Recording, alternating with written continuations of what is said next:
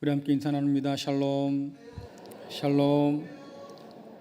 네, 천양처럼 오늘 주님도 살아계시니 여러분들 힘내시기를 간절히 소원합니다. 한 번 더 인사 나눕시다. 부활의 소망을 안고 삽시다. 네. 총선이 다가오니 여러분들 투표 꼭 하시고 국민의 권리를 행사하시면 좋겠고요. 또 광고 드린 것처럼 금요일 저녁에는 2차, 두 번째 우리 교회 부흥 집회를 합니다. 뭐 강사를 다른 분 모시는 건 아니고요. 지난번처럼 함께 찬양하고 또 마음껏 기도할 수 있는 시간들을 마련하려고 합니다.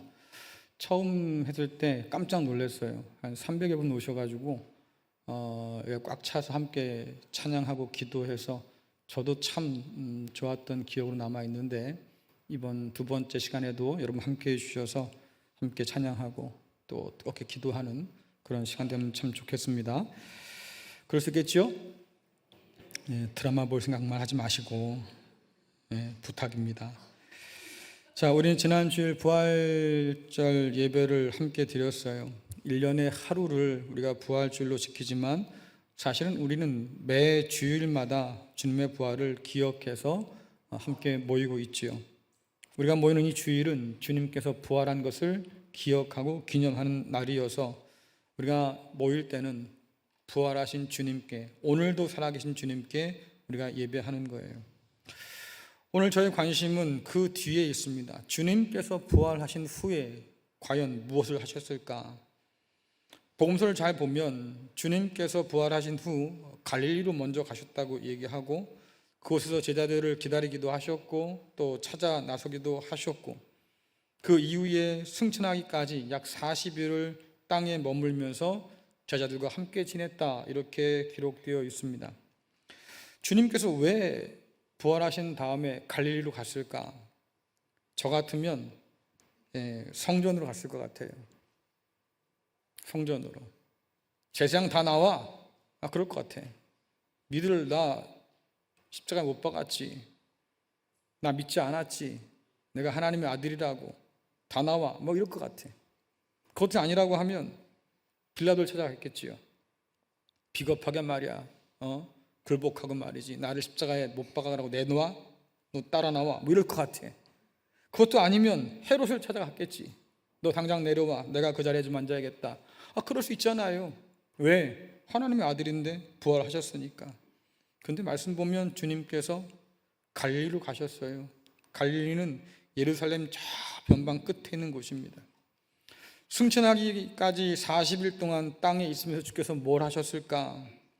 왜 우리가 이 질문을 해야 되냐면, 주님께서 가장 중요하게 여긴 일이 뭘까?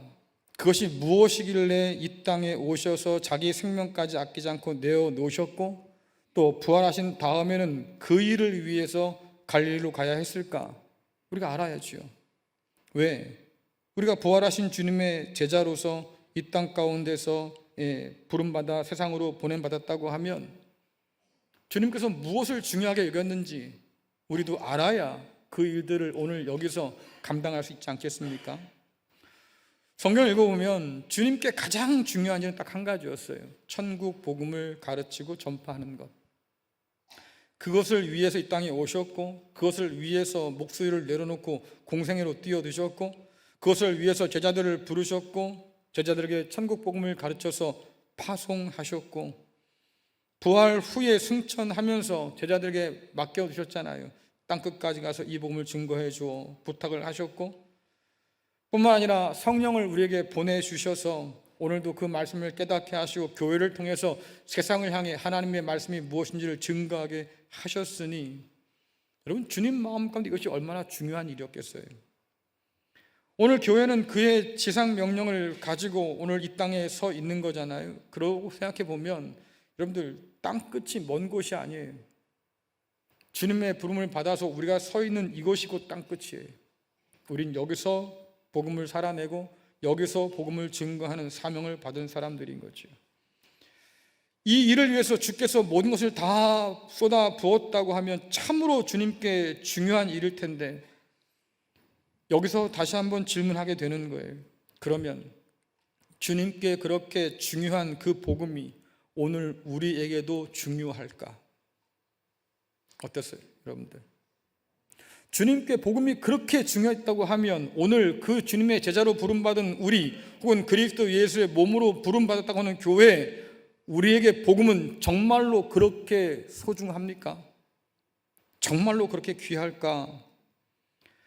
마태복음은 예수님이 전한 복음을 천국 복음이라고 이름합니다. 천국 복음, 이것을 좀 더 풀어 말하면 하나님의 나라가 가까이 왔다는 기쁜 소식이기도 하겠고, 이제는 하나님께서 그 백성을 친히 다스리는 왕으로 오셨다고 하는 아주 반가운 소식이기도 할 거예요. 이스라엘 백성들이 그렇게 소망 가운데 기다려왔던 그날이 드디어 됐다고 지금 선언하는 거니까. 당시 세례 요한이 하나님 나라가 가까이 왔으니까 너희들 회개하고 세례를 받으라고 얘기했을 때 유대에 경건한 수많은 사람들이 세례 요한에게 너도나도 몰려와서 요단강에서 세례를 받았습니다. 왜 그랬을까? 드디어 하나님께서 말씀하기 시작한 거예요. 세례 요한을 통해서. 지난 400년 동안 하나님께서 한마디도 하지 않으셨는데 이제는 세례 요한을 통해서 우리에게 말씀하셔서 정말로 그 때가 왔나 보다. 그러니 하나님의 나라를 기다렸던 그 경건한 사람들이 세례 요한에게로 몰려온 것은 당연하겠지요. 그들이 꿈꾸는 나라가 뭡니까?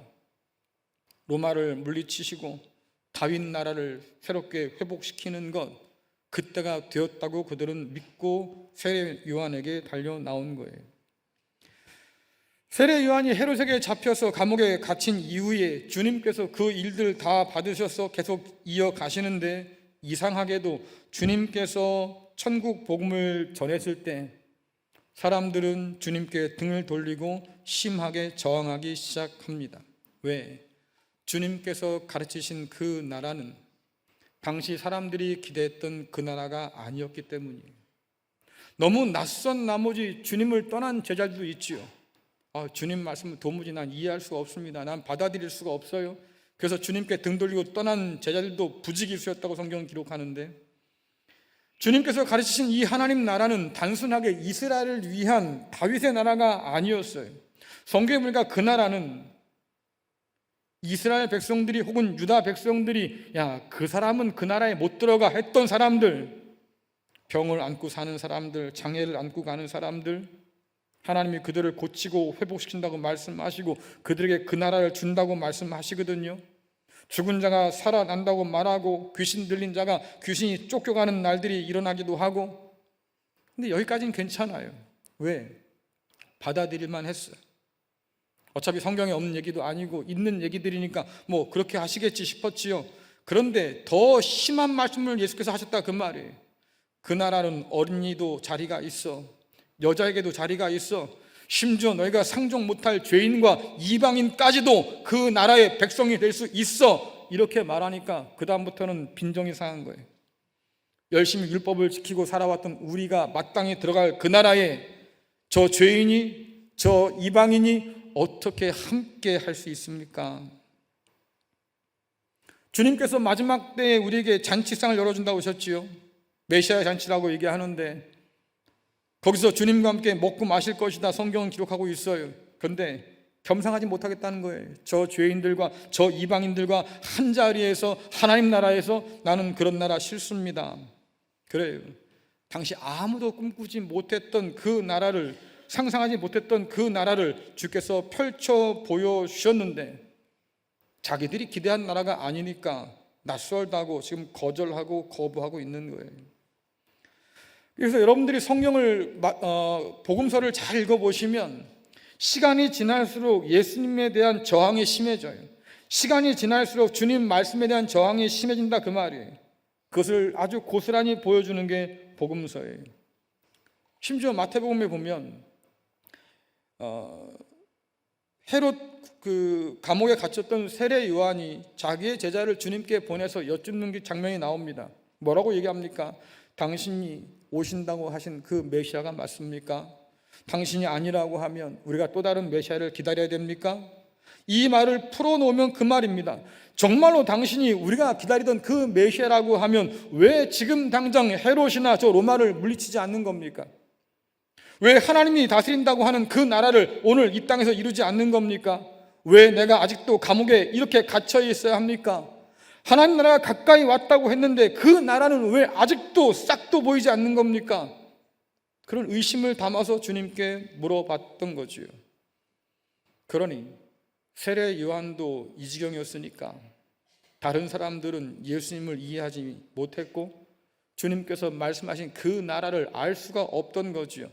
그래서 마태복음 10장에 보면 훨씬 더 심각한 상황이 나오는데, 유대 사회를 쥐락펴락하는 모든 권력자가 예수님을 죽여버리려고 모의를 하기 시작합니다. 저 예수는 아무래도 안 되겠어, 위험한 사람이야, 우리의 생각과 전혀 다른 하나님 나라를 이해하고 있으니 저 사람은 이단자가 분명해, 신성 모독자가 분명해. 여러분, 그래서 십자가에 내몬 거잖아요. 우리가 읽은 마태복음 13장의 본문에 보면 주님께서 해변에 서서 가르치는 장면이 나옵니다. 여러분, 마태복음 13장 1절 2절 같이 읽겠습니다. 시작.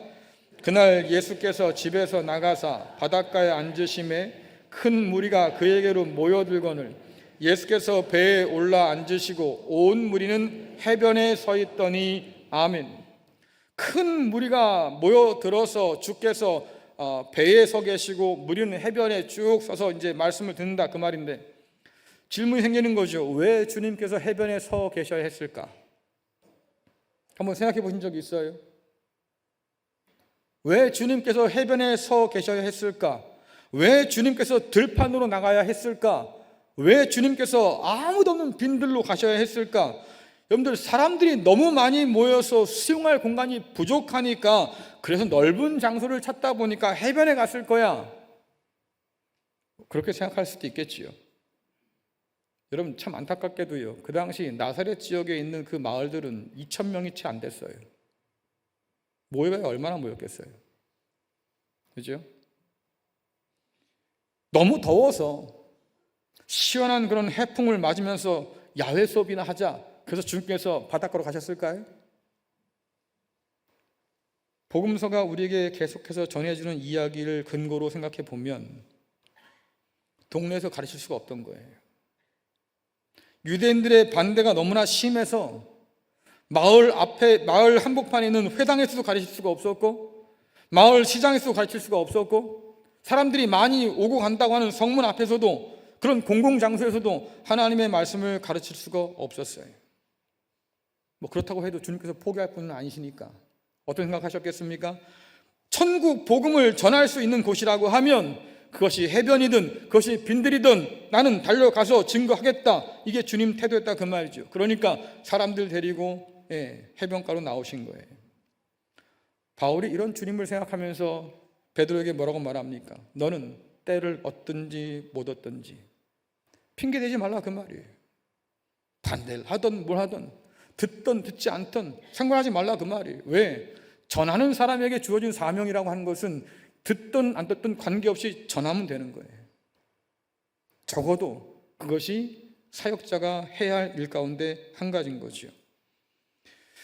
그래서 이런 주님의 모습을 보면 주께서 얼마나 이 일에 의미를 두셨는가 알 수 있다, 그 말이죠. 얼마나 중요했으면 포기하지 않고 그렇게 말씀을 증거하려고 애를 썼을까라고 하는 거예요. 마태는 그날 그 해변에서 주님께서 천국의 비밀을 가르쳤다고, 특별히 비유로 가르쳤다고 분명히 말씀합니다. 자, 마태복음 13장 10절부터 13절 말씀 같이 읽겠습니다. 시작. 제자들이 예수께 나와 이르되 어찌하여 그들에게 비유로 말씀하시나이까? 대답하여 이르시되 천국의 비밀을 아는 것이 너희에게는 허락되었으나 그들에게는 아니 되었나니 무릇 있는 자는 받아 넉넉하게 되되 없는 자는 그 있는 것도 빼앗기리라. 그러므로 내가 그들에게 비유로 말하는 것은 그들이 보아도 보지 못하며 들어도 듣지 못하며 깨닫지 못함이니라. 아멘. 주님께서 해변가에서 비유로 말씀하셨다고 하는데 이상한 것은 뭐냐면, 그래서 보아도 보지 못하고 들어도 듣지 못해서 깨닫지 못한다. 이상하죠. 여러분, 비유는 뭔가를 쉽게 풀어 말하기 위해서 쓰는 방법이에요. 설명을 하는데 알아듣지 못해. 그 있잖아, 예를 들면 이런 거야. 이게 비유예요. 그러니까 상대방이 제대로 알아들을 수 있도록 쉽게 설명할 수 있는 것, 그 방법이 비유인데, 오늘 말씀 보니까 비유를 듣던 사람들은 물론이고 예수님의 제자조차도 그 비유를 깨닫지 못해서 따로 주님을 찾아와서 여쭤보잖아요. 주님, 아까 비유로 말씀하셨는데 도대체 그 뜻이 뭡니까? 이상하지요?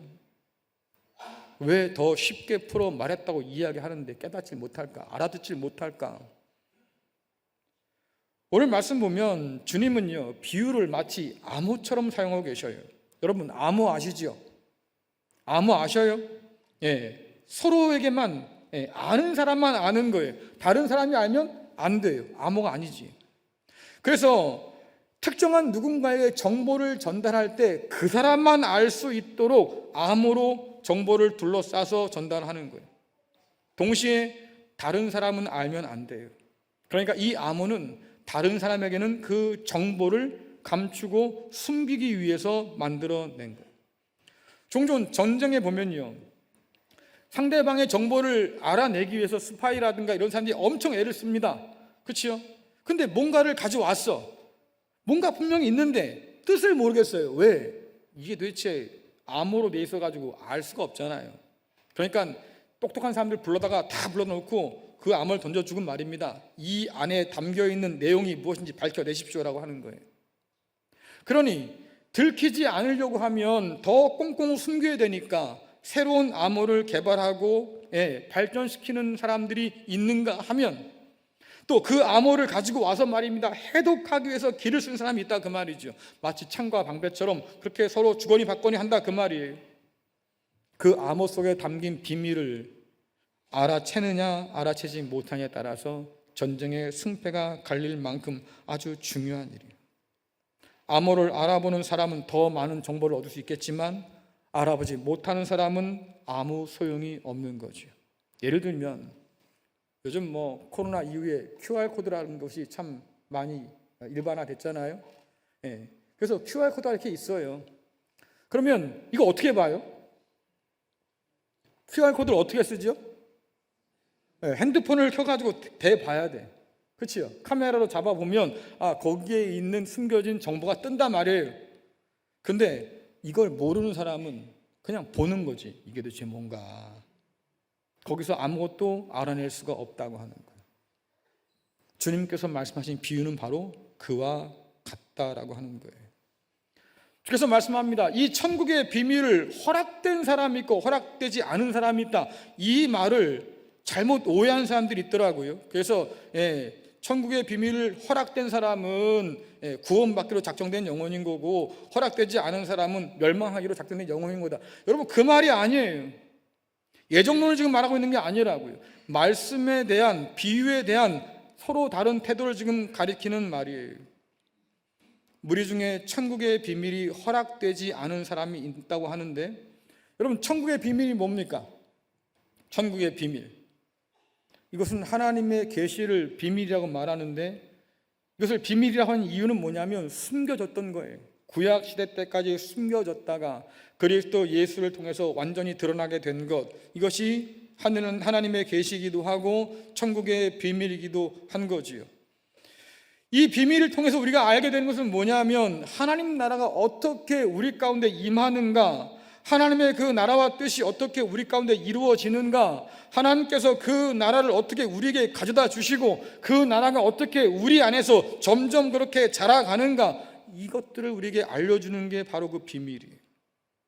구약에 있었던 이야기들은 이것의 설계도와 같은 거지요. 혹은 청사진과 같은 거예요. 그래서 그 그림을 보면 어렴풋이 그렇겠다. 여러분들이 집을 지으면 설계도를 그릴 텐데 그 설계도를 가지고 우리가 상상해 볼 수 있잖아요. 여기다 집을 만들면 이런 모양의 집이 되겠지. 그런데 주님께서 이 땅 가운데 오셔서 친히 그 천국을 우리에게 보여주셨어요. 이제 천국은 그림 속에 있는 것이 아니고 이 땅 가운데 세워지는 건물과 같아서 그 모습들이 점점 더 드러나고 있는 중이다라고 하는 거죠. 문제는 뭐냐면 설계도나 청사진만 가지고 상상했던 그 나라가 지금 눈앞에 펼쳐지고 나니까 내가 상상했던 그 나라와 너무 다른 거예요.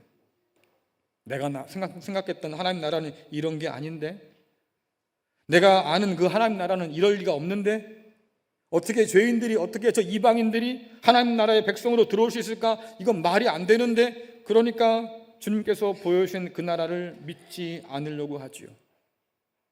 오늘 말씀에 의하면 그 사람들은 눈 감고 귀를 닫은 사람들이에요. 그러면서도 주님을 따라다닙니다. 책 잡기 위해서 집요하게 따라다녀요. 그리고 증거를 요구하지요. 당신이 메시아라는 증거가 있습니까? 이미 다 보여줬어요. 근데도 믿으려고 하지 않고 보려고 하지 않고 아예 들으려고 하지 않으니까 오히려 주님을 위험인물로 낙인 찍어서 감시하고 뭔가 꼬투리를 잡아서 말입니다. 죄를 덮어 씌우려고 애를 쓰고 저건 십자가에 내몰기 위해서 그들이 그렇게 길을 썼던 거 아니겠어요? 그러니까 이들에 대한 주님의 최종 판단이 중요한 거예요. 언제든지 여러분들 사람 눈을 무서워하지 마세요. 그거 별거 아니에요. 정말 무서운 것은 하나님 눈이거든요. 그 하나님의 눈으로, 주님 눈으로 이들을 바라보니까 이들의 특징이 뭐냐면 들을 귀가 있지만 듣지 못해. 눈은 떠서 먼저 본다고 하는데 보지를 못해. 그래서 너희는 눈 뜬 소경과 같다고 주께서 말씀하시는 거예요. 왜 그럴까? 하나님 말씀을 들었는데요, 순종할 의지가 전혀 안 보여요. 하나님 말씀에 관심이 없어요. 주님께서 선포하신 그 하나님 나라에 전혀 관심이 없어요. 그러니까 그들은 봐도 볼 수가 없는 사람이고 들어도 듣지 못하는 사람이다. 결국 영적으로 눈이 멀고 귀가 멀었다라고 말씀하시는 거고, 이것은 이미 이사야 선지자가 예언한 것이라고 분명히 기록하고 있습니다. 자, 마태복음 13장 14절 15절 같이 읽겠습니다. 시작. 이사야의 예언이 그들에게 이루어졌으니 일렀으되 너희가 듣기는 들어도 깨닫지 못할 것이요 보기는 보아도 알지 못하리라. 이 백성들의 마음이 완악하여져서 그 귀는 듣기에 둔하고 눈은 감았으니 이는 눈으로 보고 귀로 듣고 마음으로 깨달아 돌이켜 내게 고침을 받을까 두려워함이니라 하였느니라. 아멘. 이게 이스라엘 조상들이라는 얘기잖아요. 이사야 시대 때 당시의 사람들이 그랬다 그 말인데, 문제는 뭐냐면 예수님 시대에 그의 후손들도 똑같았다 그 말이에요. 여러분들, 하나님께서 오죽 답답했으면 예언자를 보냈겠어요? 기록된 말씀이 있음에도 불구하고 알아듣질 못하니까, 깨닫질 못하니까, 그 말씀을 읽고도 말입니다, 영 엉뚱한 짓을 하니까 하나님께서 너무나 속이 상하고 애가 타서 예언자를 보냅니다. 근데요, 그 백성이 예언자를 때려요. 감옥에 가둬요. 심지어 죽여요. 여러분들, 예수님께서 왜 예루살렘 보시고 그렇게 한탄하고 울었을까요? 왜 통곡하셨을까? 예루살렘 보시고 뭐라고 말씀하십니까? 예언자를 돌로 치는 자요. 무슨 말씀이에요? 그때나 지금이나 너희는 똑같구나. 하나님 말씀을 들을 마음이 없구나. 여러분들, 돼지 목에 진주 목걸이가 어울려요, 안 어울려요? 돼지를 뭘로 보시고? 왜 안 어울린다는 거예요? 어울릴 수도 있지요. 아니에요?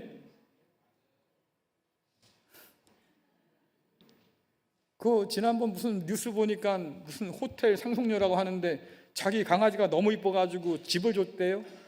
그 집에 온갖 보석을 다 박아놔가지고요, 그 집이 여러분 집보다 훨씬 더 비싸요 지금. 개집이 그렇게 된다고요. 그러면 한번 생각해 보세요. 그 집이 그 개한테 어울릴까요? 어울릴 수도 있죠. 아니, 그 반려견을 뭘로 보시고 그 반려견한테 전 재산을 상속한다는 사람도 있는 판인데 지금 어울려요, 안 어울려요? 왜요? 예? 여러분, 돼지는 진주의 가치를 몰라요. 그렇죠? 여러분들이 사랑하는 돼지가 있어서 그 돼지에게 진주 목걸이를 걸어줄 수는 있어요. 아우 예쁘다 할 수 있어. 문제는 그 돼지는 진주의 가치를 몰라요. 이게 문제인 거예요. 똑같지요. 하나님의 말씀이 들려요. 근데 가치를 몰라요. 하나님의 나라의 그 비밀이 드러났어요. 가치를 몰라요. 그러니 그 가치를 모르는 사람에게 그 진리는 어울리지가 않는 거지요. 그러니 주님께서 비유로 말씀하시는 거예요. 왜 하나님 말씀에 대해서 그들이 가치를 인지하지 못할까? 관심이 없거든요. 성경 보니까 너희가 나를 멸시한다고 말씀하시는데, 그때 멸시한다는 의미가 뭐냐면 내가 너에게 아무리 말을 해도 너희가 듣지 않는다. 하나님 말씀을 무시하고 관심이 없다고 하는 것을 하나님을 멸시하는 것이라고 얘기하는 거지요. 지금 유대인들이 그렇다.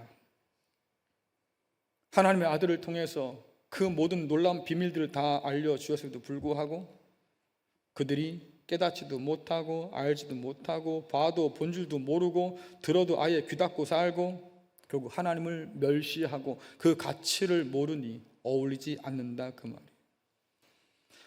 그러나 반면에 하나님께서는 예수께서 가져다 주신 그 하나님 나라를 환영하는 사람들에게는 이 천국의 비밀을 활짝 열어주신다고 분명히 말씀하시고, 그 비밀을 받은 사람들은 듣는 귀와 보는 눈이 있는 그런 복된 사람이라고 말씀하십니다. 자, 마태복음 13장 16절 17절 함께 읽겠습니다. 시작. 그러나 너희 눈은 봄으로 너희 귀는 들음으로 복이 있도다. 내가 진실로 너희에게 이르노니 많은 선지자와 의인이 너희가 보는 것들을 보고자 하여도 보지 못하였고 너희가 듣는 것을 듣고자 하여도 듣지 못하였느니라. 아멘. 하나님 나라의 비밀을 알도록 허락한 사람들, 그 제자들에게만 이 나라의 비밀이 밝히 드러날 건데, 오늘 주님께서는 비유를 통해서 이 천국 비밀을 알려준다고 말씀하셔요.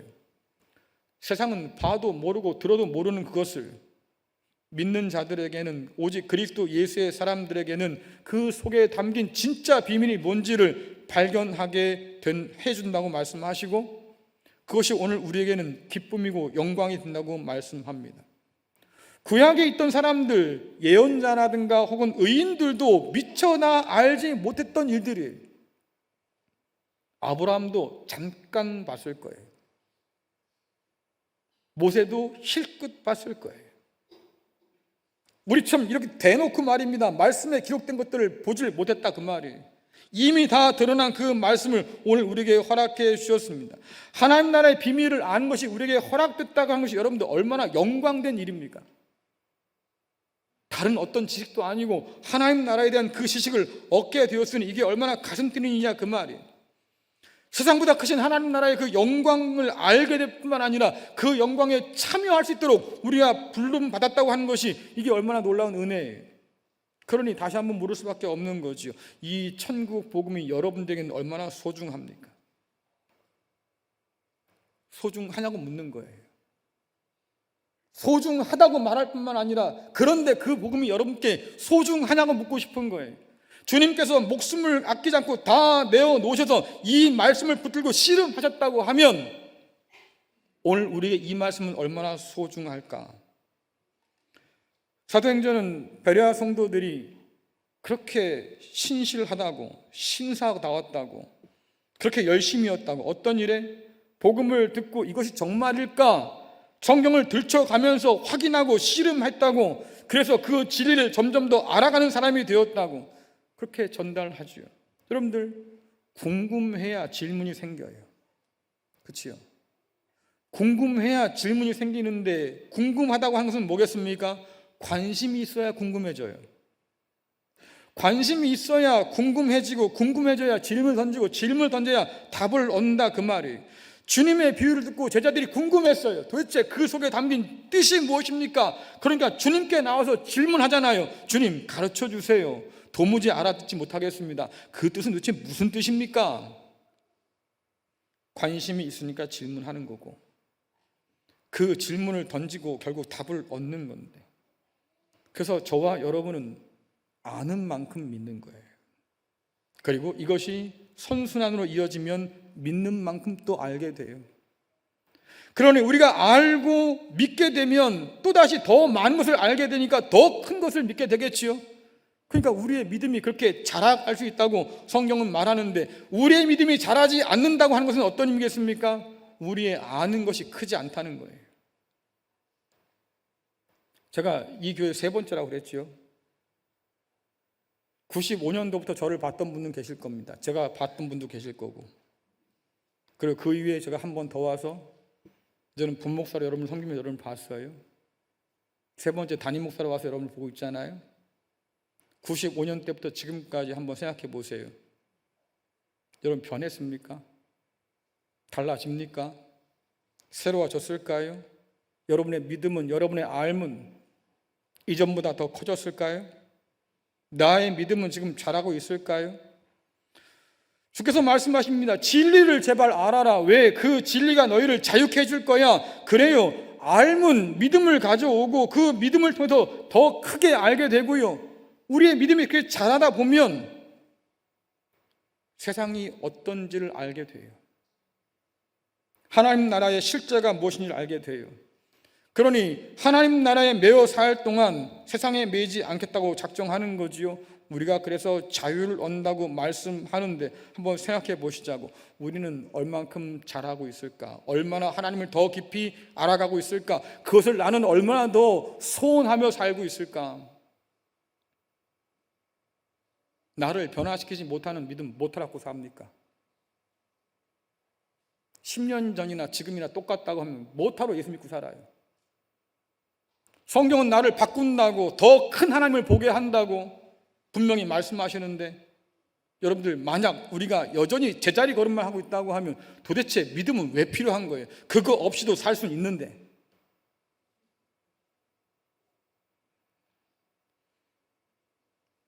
똑같은 스마트폰을 가지고 생각해 보세요. 누구는요 전화나 문자밖에 못해요. 기능에 충실히 쓰는 거지요. 그런데 누구는 이 스마트폰 가지고 은행 업무를 할 수 있다며, 이 스마트폰 가지고 주문도 할 수 있다며, 이거 어떻게 하는 거지? 손자한테 물어봐요. 할머니 할아버지 그거 이렇게 하면 돼요, 가르쳐줘. 그래 알았어. 여러분 그렇게 배우면요 같은 스마트폰을 쓰더라도 훨씬 더 다양하게 쓰겠지. 그렇지요? 말씀도 똑같다. 질문하고 배웠기 때문에 가능한 일. 오늘 주께서 뭐라고 말씀하십니까? 있는 자는 바다 더 넉넉하게 될 거야. 비밀을 깨달아 아는 자는 더 큰 것을 알게 될 거야. 더 큰 믿음을 갖게 될 거야. 하지만 없는 자는, 알아보지 못하는 사람은, 눈과 귀가 닫힌 자는 다 뺏기고 말 거야. 주는 비유 가운데 뿌려진 그 말씀의 씨앗을 사단이, 새들이 주워 먹었다, 다 뺏겼다 그 말이죠. 그러니 열매가 없겠다. 그래 다시 한번 생각해 보자고요. 오늘 우리는 열매를 맺어가고 있는 삶일까? 아니면 있는 것마저도 다 뺏기고 있는 삶일까?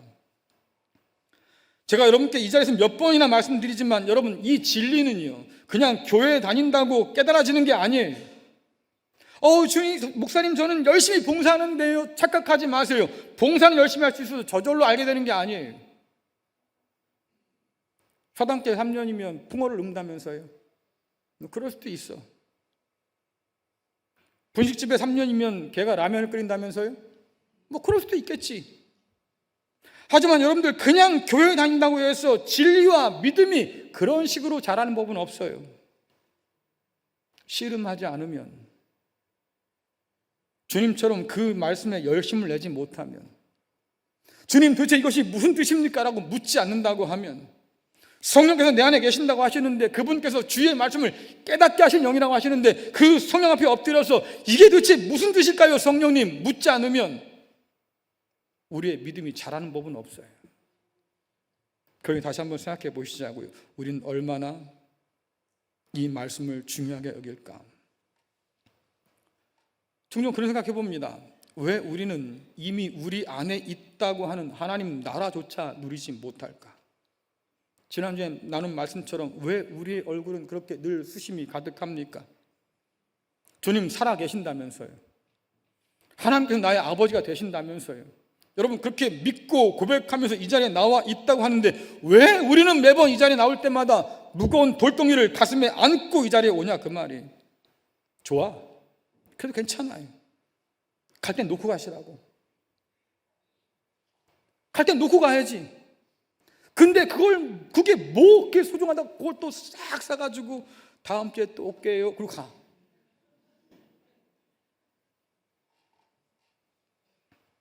안타까운 일이지요. 왜 그럴까? 주님께서 오늘도 살아 계신다고 말하고 우리와 함께 계신다고 분명히 약속하셨고, 우리는 믿음 가운데서 주님 계신 그곳이 곧 하나님의 나라지요 라고 찬양도 하고 고백도 하는데 왜 우린 늘 지옥 같은 삶을 살까? 인생 그렇지 뭐. 고통의 연속이고 고통의 바다라면서요. 어쩌다 한 번 웃는 거지 뭐.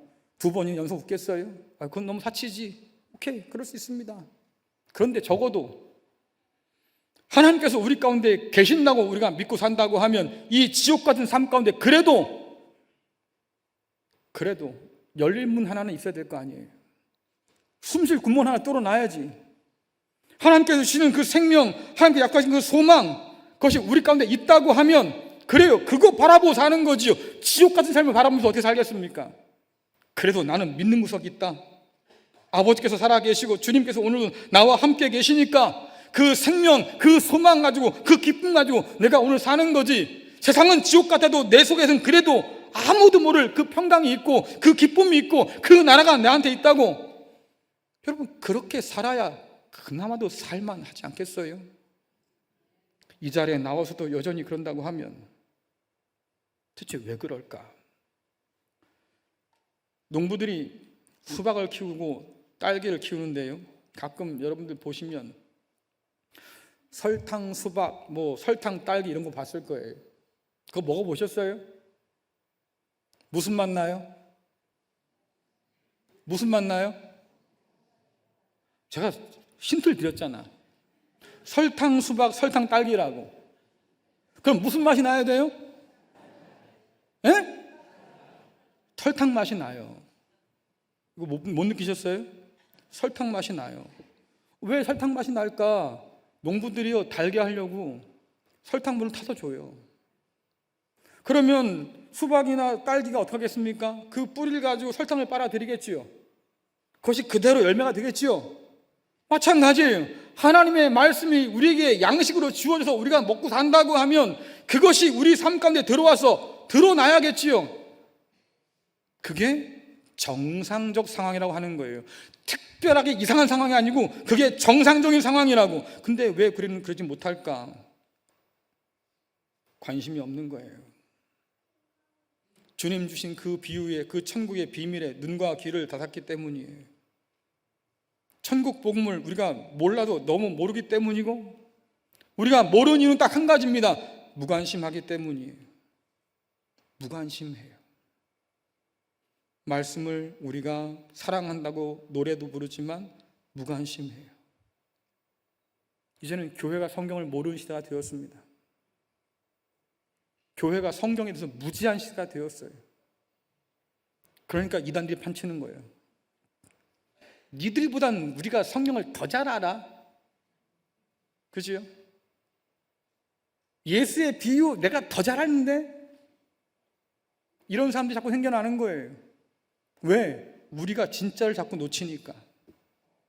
그게 오늘 우리의 현실이라면 여러분들 얼마나 암담한 현실일까? 아마 여러분에게는요, 아무리 바빠도 꼭 하는 일들 한두 가지 있을 겁니다. 뭐가 있어요? 아무리 바빠도 이거 하는 거. 뭐 있어요? 예? 누가 그래, 아우 바쁜데 어떻게 오셨어? 아우 아무리 바빠도 내가 와야지. 이런 거 있잖아. 여러분, 아무리 바빠도 숨은 쉬고 사세요. 그렇죠? 아무리 바빠도 밥은 먹고 사시라고. 아무리 바빠도요, 제때 잠은 좀 자세요. 왜? 그래야 살지. 그러니까 아무리 바빠도 꼭 해야 하는 일은 그만큼 중요한 일인 거예요.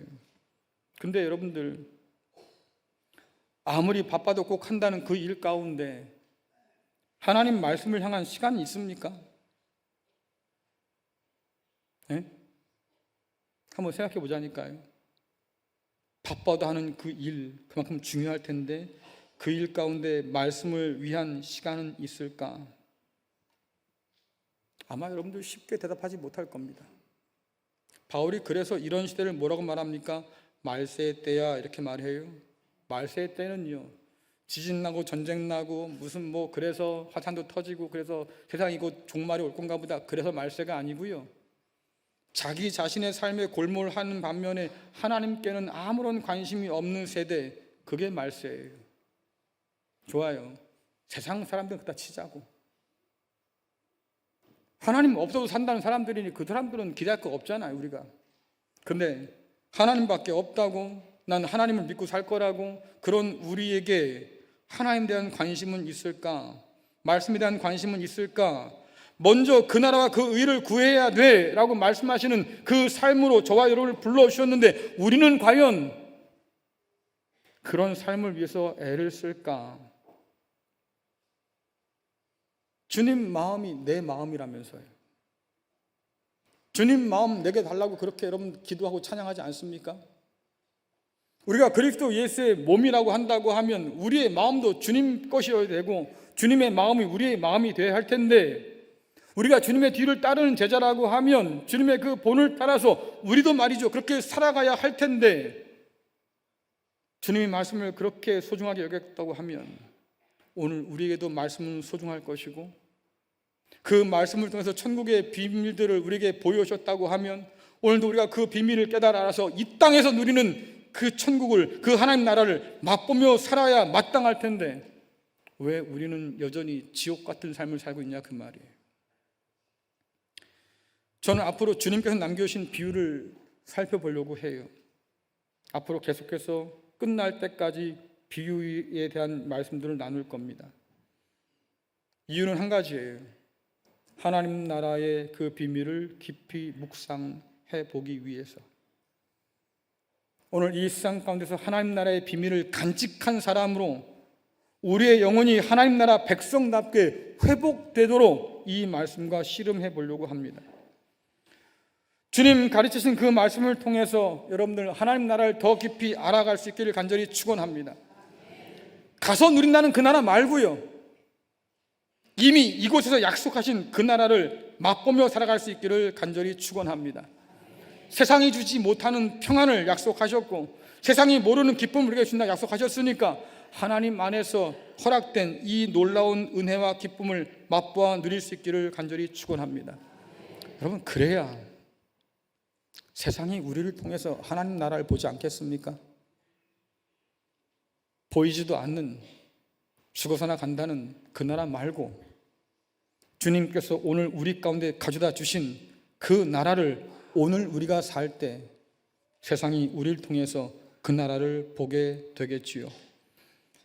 하나님 나라의 놀라운 소식을 전하기 위해서 생명 걸었던 주님 마음을 깊이 깨달아 알아서 그 복된 소식을 간직한 우리로 지금 여기에 계시는 주님과 함께 그 나라를 누리며 살아가는 저와 여러분 될 수 있기를 간절히 축원합니다.